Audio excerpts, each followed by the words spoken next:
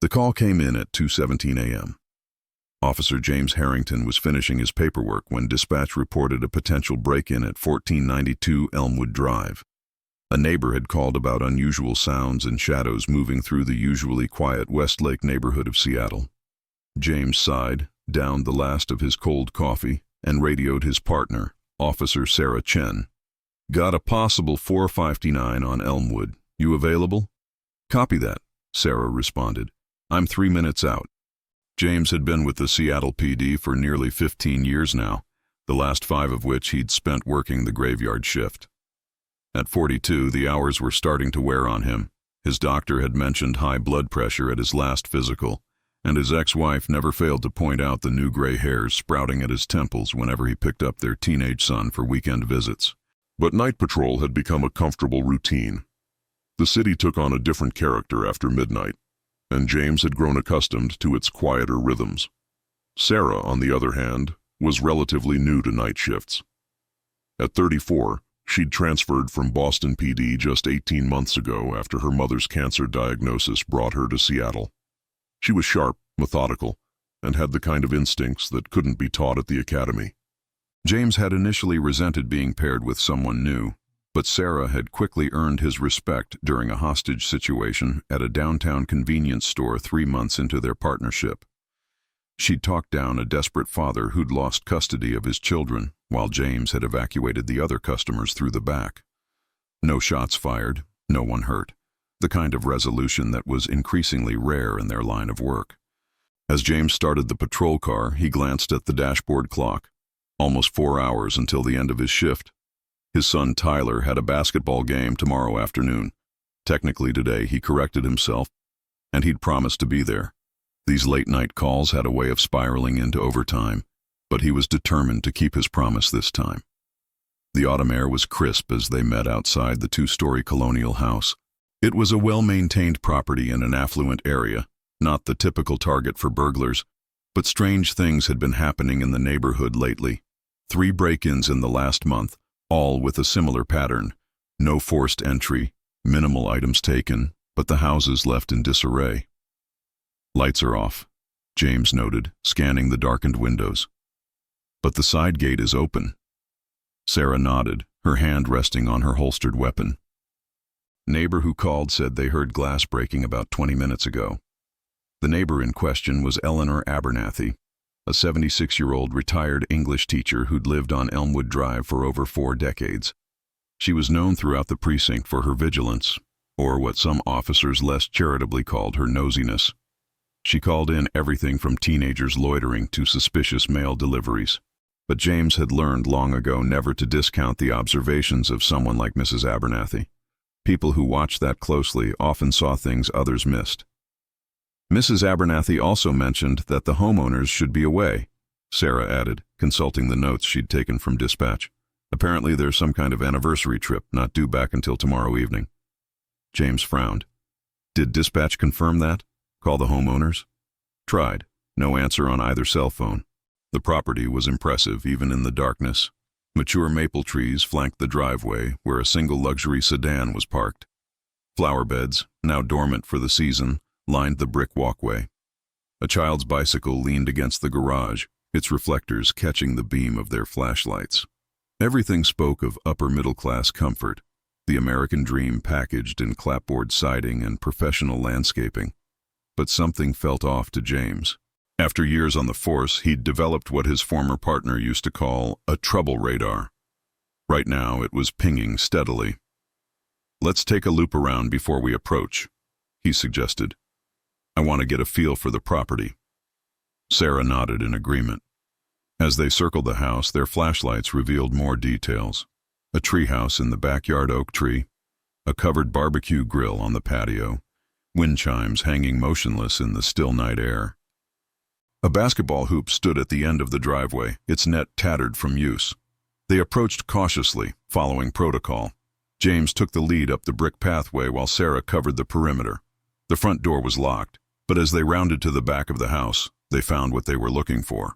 A window jimmied open just enough for someone to slip through. "Police, anyone inside?" James called out, his voice authoritative against the quiet night. No response.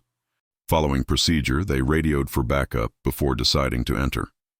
The kitchen window provided their entry point. James went first, his flashlight beam cutting through the darkness as he scanned for movement. Sarah followed closely behind. "Department policy says we should wait for backup," Sarah whispered as they moved through the kitchen. "If someone's in here ransacking the place, they could destroy evidence while we wait," James countered. "Besides, you heard dispatch. Backup's tied up with that multi-car accident on I-5. Could be 20 minutes or more." Sarah didn't argue further, but James knew she was weighing the risks. She was by the book in a way he'd once been, before years of seeing guilty parties walk free due to technicalities had eroded his faith in procedure. It was one of many things they disagreed on, respectfully, professionally, but consistently. The kitchen appeared undisturbed at first glance. Dishes neatly stacked in the drying rack, fruit bowl on the counter, family photos magnetized to the refrigerator. A child's artwork was proudly displayed, crayon drawings of stick figures labeled Mom, Dad, and Me. A half-finished grocery list was held by a magnet shaped like the Space Needle. Milk, bread, cereal, birthday candles. Sarah ran a gloved finger over the kitchen counter. "No dust," she noted. "House is well kept." James nodded in agreement as he examined the refrigerator photos more closely. They showed a happy family of 3, mother, father, and a young girl with a gap-toothed smile and dark pigtails. In one photo, they stood in front of the Grand Canyon. In another, they wore Mickey Mouse ears at Disneyland. Ordinary moments of a seemingly ordinary family. But as they moved deeper into the house, things began to feel off. "Look at this," Sarah whispered, pointing her light at the living room floor. Photos were scattered everywhere, hundreds of them. Family portraits, vacation snapshots, childhood memories, all seemingly pulled from albums and tossed about. But the bizarre part wasn't the mess, it was the precision. Each photo had been carefully arranged in concentric circles emanating from the center of the room. "What the hell?" James muttered. He knelt down to examine the photos more closely. They told the chronological story of a family, from a young couple's wedding through the birth and early years of their daughter. The girl from the refrigerator photos was the central figure in most of them. In the outermost circle lay the earliest photos, hospital pictures of a newborn with a shock of dark hair. The next circle showed her first steps, birthday celebrations, holiday gatherings. With each inward circle, the girl grew older. "This isn't random," Sarah observed. "This isn't a burglar." James had to agree. In 15 years of responding to break-ins, he'd never seen anything like this. Burglars tended to work quickly, disorderly, focused on items of value.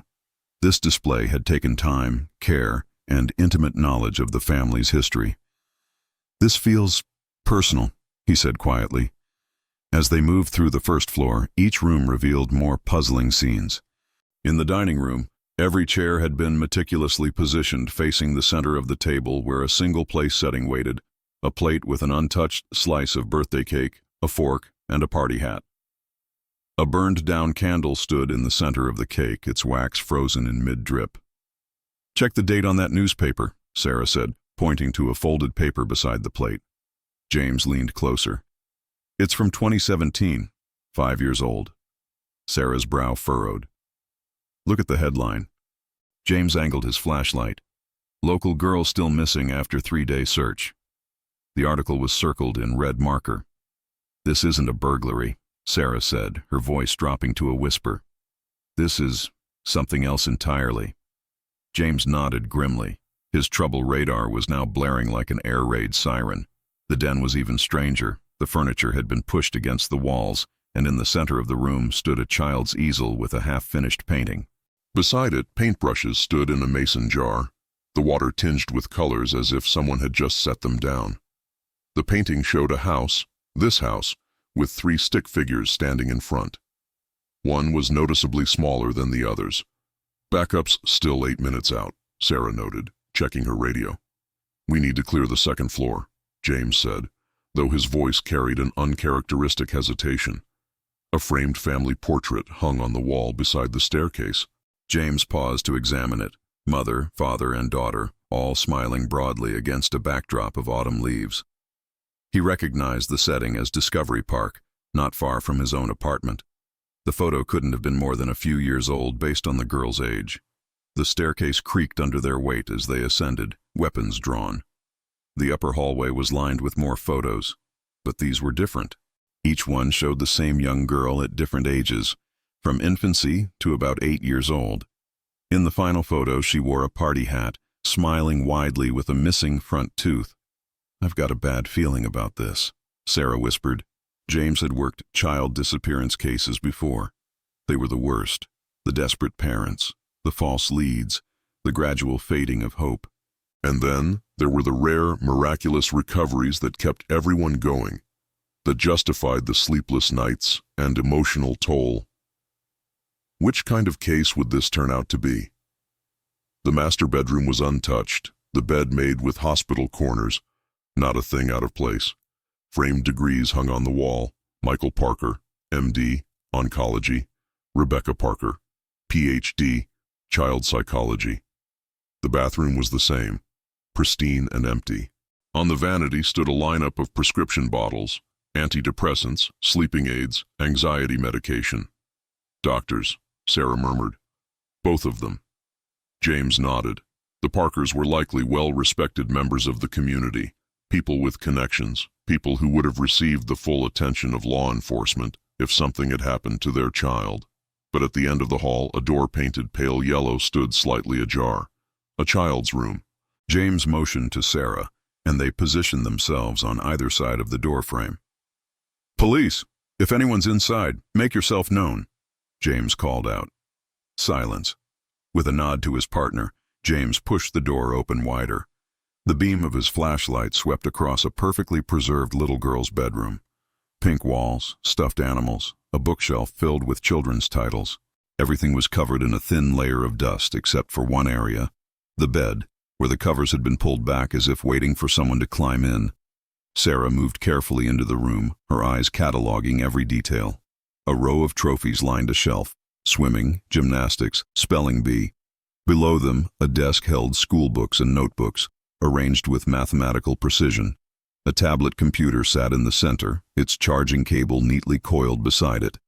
"Emily," Sarah said softly, reading the name painted in flowing script above the bed. James ran his flashlight over the bedside table. A glass of water sat there, along with a dog-eared copy of Harry Potter and the Prisoner of Azkaban. A bookmark protruded from about halfway through. Next to the book was a small jewelry box, its lid open to reveal a collection of child-sized rings and bracelets. "James," Sarah called softly from the corner of the room. She was standing by a desk, looking at a framed newspaper clipping. The headline read, "Local family still searching 3 years after daughter's disappearance." Below was a photo of the same little girl they'd seen in the hallway photos, and the parents, the owners of this house. According to the article, Emily Parker had vanished during her 8th birthday party in 2017. No leads, no suspects, no closure. James felt a heaviness in his chest as he read further. The article described how Emily had disappeared from her own backyard during her birthday celebration. 32 people had been present: family, friends, classmates, neighbors. Games were being played, children running between the house and yard. It wasn't until the cake was brought out that anyone realized Emily was missing. Initial investigation focused on party attendees. James read aloud, but police later expanded their search to include known offenders in the area. Sarah was examining a map pinned to a corkboard above the desk. Red pins dotted various locations around Seattle and the surrounding forests. Next to the map hung newspaper clippings about other missing children cases, some dating back decades. "They've been conducting their own investigation," Sarah noted, cross-referencing Emily's case with others. "So that cake downstairs," James began. "It's a ritual," Sarah finished. "They've been setting a place for her birthday every year since she disappeared." James had seen grief manifest in many ways throughout his career. The father who kept his son's motorcycle in the garage, polishing it weekly for years after the teenager's fatal accident. The elderly woman who still bought her husband's favorite cookies every Sunday, though he'd been gone a decade. Grief found expression in rituals, in the refusal to acknowledge that time had moved on without their loved ones. But this was something else entirely. This wasn't just remembrance. It was a desperate hope preserved in amber. Everything about this house screamed of people caught between worlds, unable to fully accept what had happened, yet unwilling to abandon hope that their daughter might somehow return. "They've kept everything exactly as it was," Sarah said, her voice tight with emotion, "for 5 years." A sudden noise from downstairs made them both freeze. The unmistakable sound of the front door opening, followed by footsteps in the foyer. "Backup wouldn't come in without announcing," James whispered. They exchanged a quick glance. Neither needed to voice what they were thinking. If this was the intruder returning, they needed to proceed with extreme caution. If the Parkers had created these displays, their mental state was clearly fragile. Either scenario demanded careful handling. With weapons ready, they moved silently back toward the staircase. From their position, they could see a man and woman standing in the living room, staring at the circular arrangement of photos with tired, haunted expressions. The beam of a flashlight moved slowly over the images. The homeowners had returned. The man was tall and gaunt, his posture slumped as if bearing an invisible weight. The woman beside him was petite, her hair pulled back in a messy ponytail. Even from a distance, James could see that her hands trembled as she knelt to adjust one of the photos that had slipped out of alignment. They moved with the comfortable familiarity of people who had performed these actions many times before. "Police! Don't move!"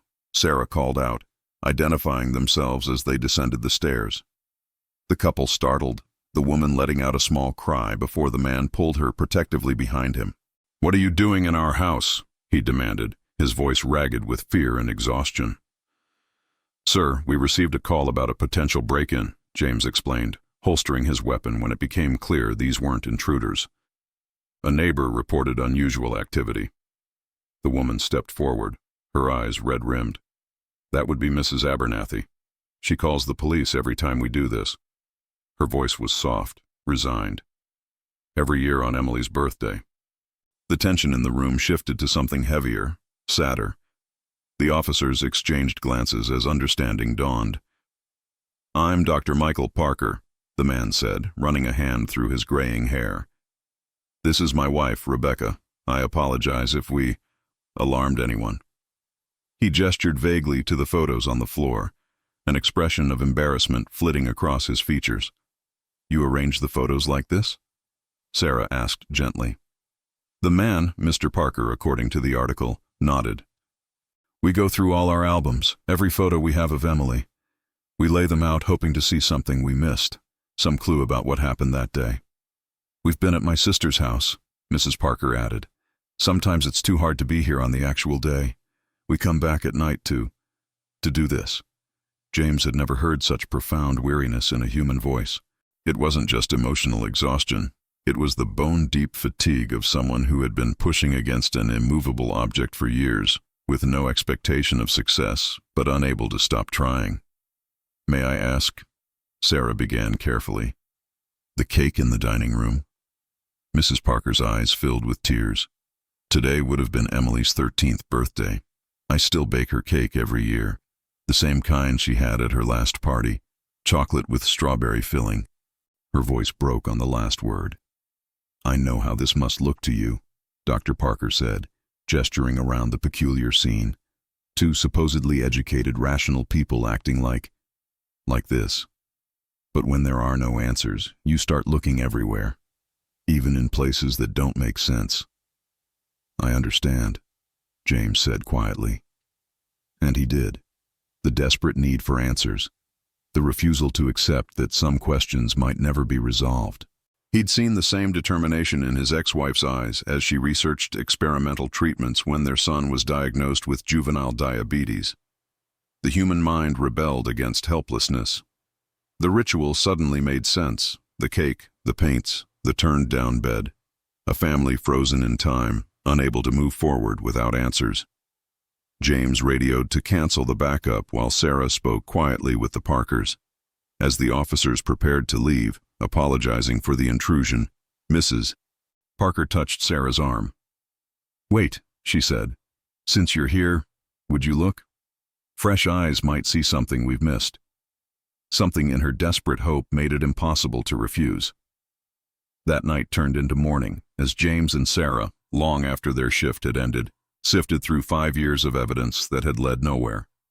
They listened to the Parkers recount every detail of the birthday party, the 16 children and 12 adults present, the backyard games, the moment they realized Emily wasn't among the crowd.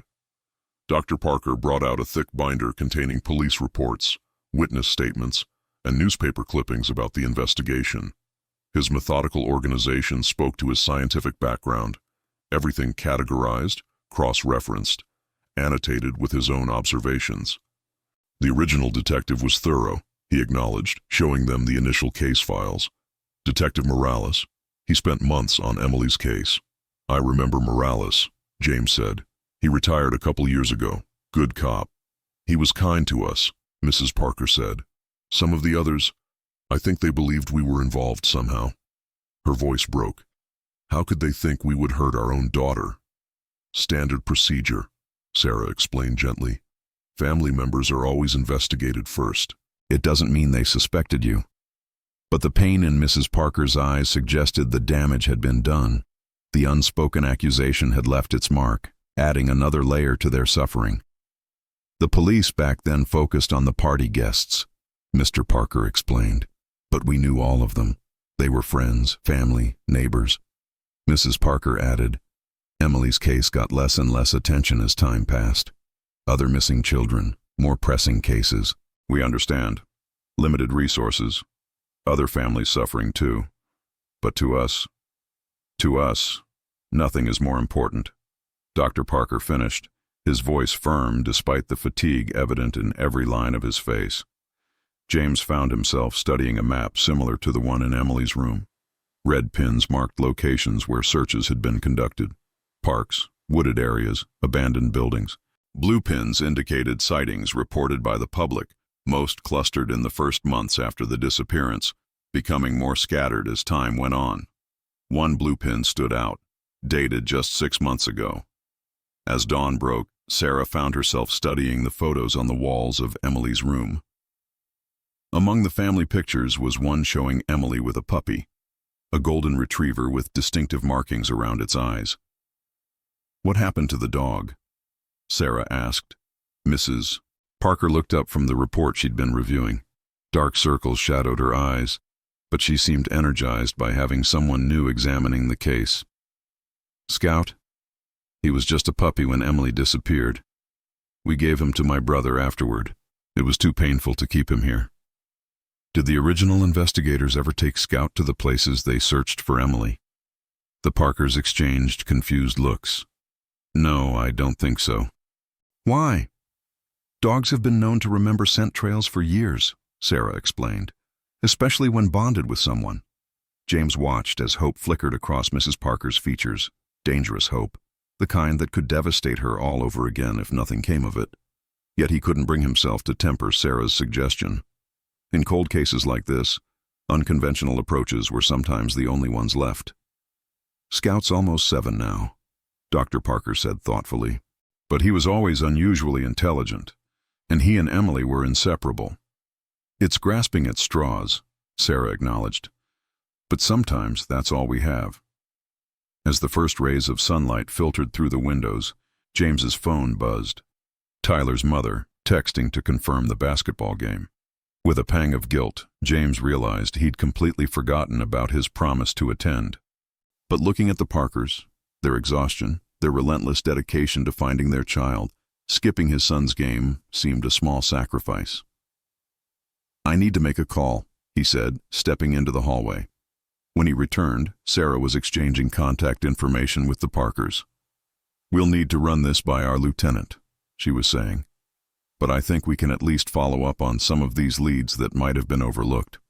It was a long shot, perhaps even a cruel one to suggest after so much time, but it became the first of many visits the two officers would make to the Parker home, long after their report about the break-in had been filed and forgotten. Over the next few weeks, James and Sarah spent their off-duty hours reviewing Emily's case. Their lieutenant, initially skeptical, gave reluctant approval when they offered to use their own time. The cold case department provided access to the original files, though the detective assigned to oversee their informal review made his doubts clear. 5 years is a long time, he warned, and Morales was no slouch. If there was something to find, he would have found it. Room. Among the family pictures was one showing Emily with a puppy, a golden retriever with distinctive markings around its eyes. "What happened to the dog?" Sarah asked. Mrs. Parker looked up. "Scout. He was just a puppy when Emily disappeared. We gave him to my brother afterward. It was too painful to keep him here." "Did the original investigators ever take Scout to the places they searched for Emily?" The Parkers exchanged confused looks. "No, I don't think so. Why?" "Dogs have been known to remember scent trails for years," Sarah explained, "especially when bonded with someone. It was a long shot, perhaps even a cruel one to suggest after so much time. But it became the first of many visits the two officers would make to the Parker home, long after their report about the break-in had been filed and forgotten. 3 weeks later, on their day off, James and Sarah took Scout to the wooded area 2 miles from the Parker home, a location that had been searched multiple times years ago. The aging dog showed little interest until they approached an overgrown trail leading to an abandoned ranger station that had been converted to storage by the Parks Department. Now the station stood abandoned, its windows boarded up, a heavy padlock securing the front door. Scout's behavior left no room for doubt. The dog was fixated on the building, pawing at the door, emitting high-pitched whines that raised the hair on the back of James's neck.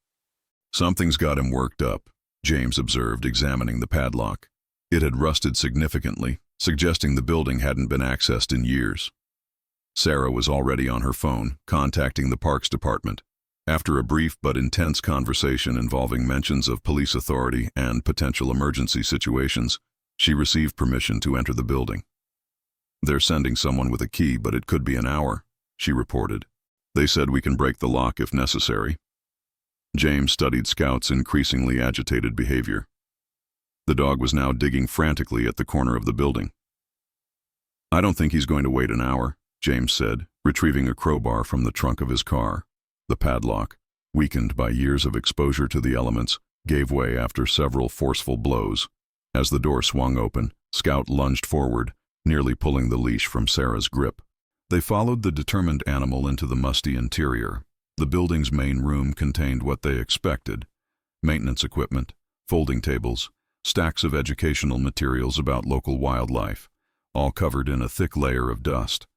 But Scout ignored all of it, heading directly to a back corner where a crude plywood partition had been erected, separating off a section of the building. "That wall doesn't match the rest of the structure," James noted. "It's newer." Sarah nodded in agreement. "And it's not on any of the building plans in the case file." Inside, beneath piles of equipment and behind the false wall that had been inexpertly constructed, they found a hidden room containing evidence of someone having lived there for an extended period. A narrow cot sat against one wall, its thin mattress stained and moldy. A plastic bin contained clothing, small clothing, child-sized. Drawings covered one wall, childish depictions of houses, people, animals. And most importantly, they found a small bracelet with butterfly charms partially buried in the dirt floor that the Parkers later identified as Emily's birthday gift the day she disappeared. "James!" Sarah called out, her voice tight with emotion. She was holding up a Park Service uniform that had been stuffed behind the cot. The name badge read C. Mercer. James immediately pulled out his phone, calling headquarters to run the name. Within minutes, they had their answer. Carl Mercer, 47, had worked for the Seattle Parks Department from 2015 to 2018. He had left the position abruptly, citing family illness. Prior to Seattle, he had worked for Parks Departments in Portland, Oregon, and Boise, Idaho. "Any record?" James asked the dispatcher. "Nothing major. A couple of misdemeanor trespassing charges from the late 90s. Looks like he was caught in a school after hours. Charges were eventually dropped." The discovery of Emily's remains brought a somber end to the 5-year mystery. Forensic analysis confirmed her identity, and the cause of death matched Mercer's confession. Further investigation linked him to 2 other unsolved child disappearances in Portland and Boise, cases that might never have been solved without the connection made through Emily's case. James and Sarah were present when the Parkers were officially notified that their daughter had been found. The news was delivered in the same living room where they had first encountered the circular arrangement of photographs.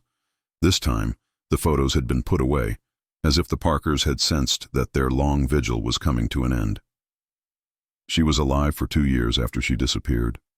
Mrs. Parker had asked, her voice hollow with the particular cruelty of this knowledge. "All that time, while we were searching." "She knew you were looking for her," Sarah had said softly. "According to Mercer's confession, she never stopped believing you would find her." It was little comfort, but it was something.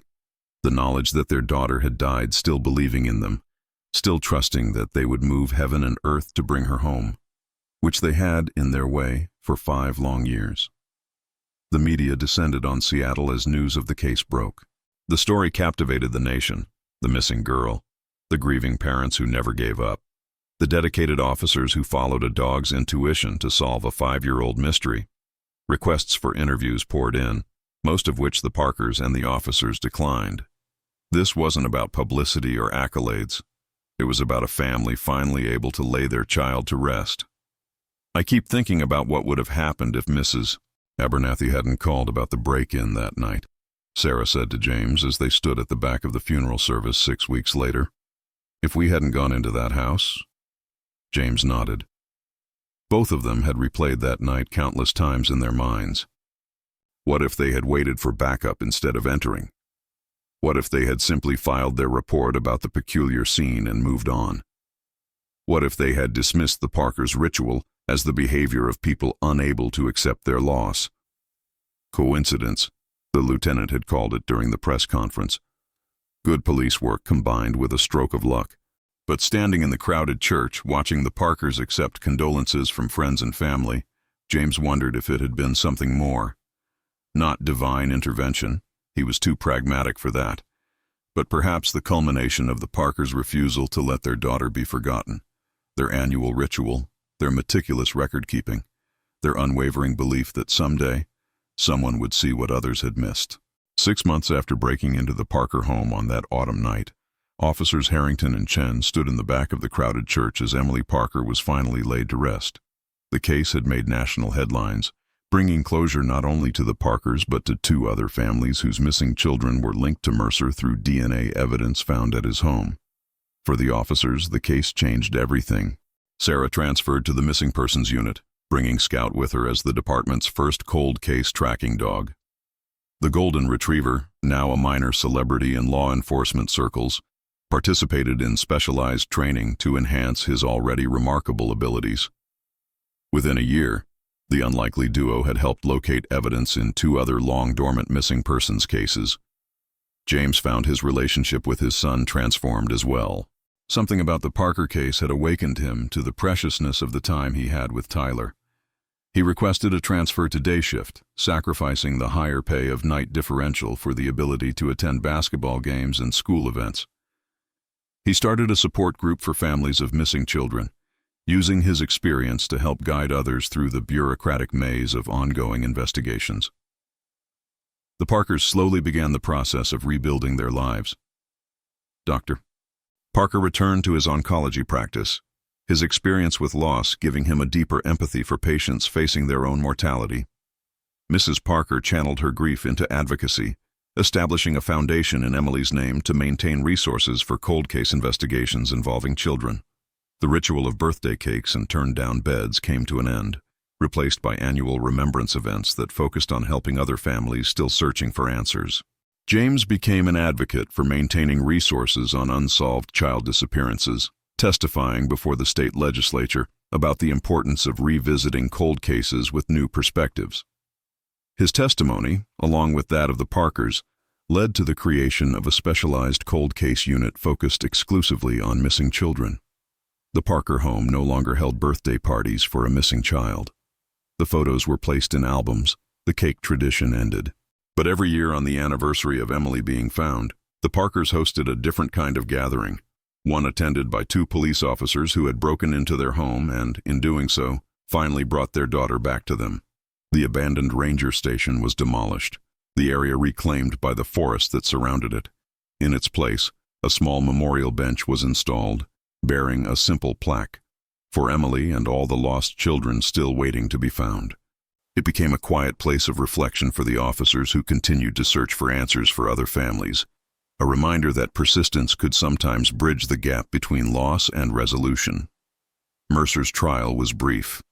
Faced with overwhelming evidence and his own detailed confession, he pleaded guilty to all charges related to Emily's abduction and death, as well as to similar charges in the other jurisdictions. He was sentenced to 3 consecutive life terms without the possibility of parole. The prosecutor's closing statement echoed what many felt.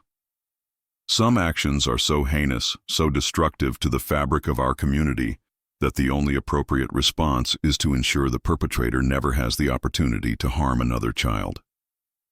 For James and Sarah, the annual gatherings at the Parker home became a touchstone, a reminder of why they had chosen their profession in the first place.